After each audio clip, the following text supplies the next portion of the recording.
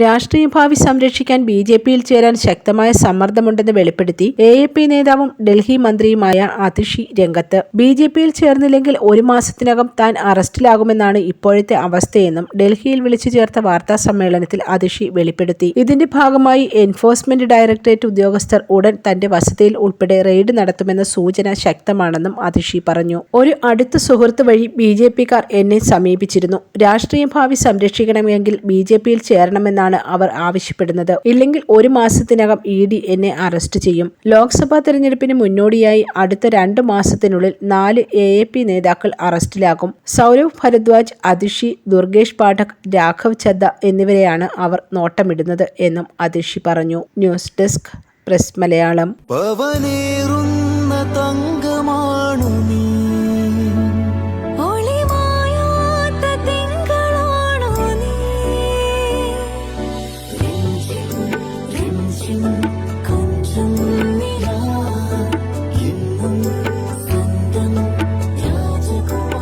Be a Rajakumari.